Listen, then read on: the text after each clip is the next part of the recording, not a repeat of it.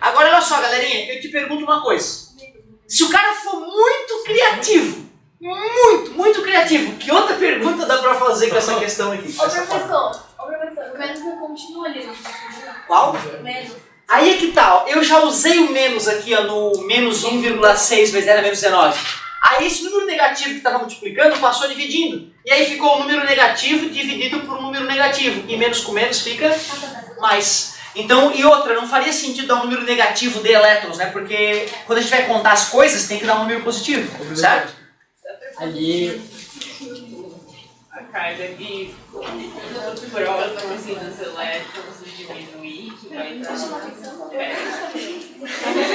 Alguém quer falar tem uma outra coisa? pergunta? Eu tinha uma Manda, pergunta. manda. Ali aquele vezes 10 a 19, tu pode passar ele pra cima com 10 a 19. Foi o que aconteceu. Passou do denominador para o numerador e por isso o sinal do expoente mudou. Ótimo, isso é importante ficar claro. Ótima colocação. Ó, gostei. Tentou? Agora olha só, cara. Se o cara é muito criativo, no meu vestibular eu colocaria essa questão aqui, ó. Professor, No universo. tem como a gente saber qual a quantidade de carga que dois corpos precisam para um dar choque no outro? Sim. Então tu diz qual é esse valor, daí pergunta qual é a quantidade de carga de cada um dos dois, dando os elétrons ou os prótons só de um deles, daí tu faz a conta, joga. Ó, por incrível que pareça, Luiz, essa questão já caiu na UFSC. Sabendo que a rigidez dielétrica do ar é tal, calcule a carga que a esfera poderia ter até sofrer descarga. Pô, então isso nós vamos aprender. Mas estou te falando para usar só essa fórmula. Uma pergunta revolucionária para usar só essa fórmula. Quais foram as duas perguntas que nós pensamos até agora? Ou eu te fornecia o N e te pedia a quantidade de carga, ou eu te fornecia a quantidade de carga e te pedia o... Eu estava toda hora supondo que a carga elementar, que os elétrons em qualquer parte do universo têm a mesma carga. E isso é aceito cientificamente.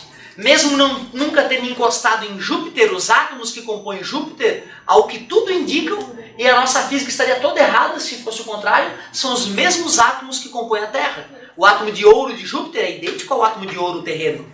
É ouro. Aliás, os átomos são engendrados nas estrelas, lembram? Certo? Bom, então o negócio é o seguinte. Em um universo paralelo, um cientista descobre que um certo corpo com tal excesso de partículas possui tal carga. Calcule a carga elementar nesse universo paralelo. Concorda comigo?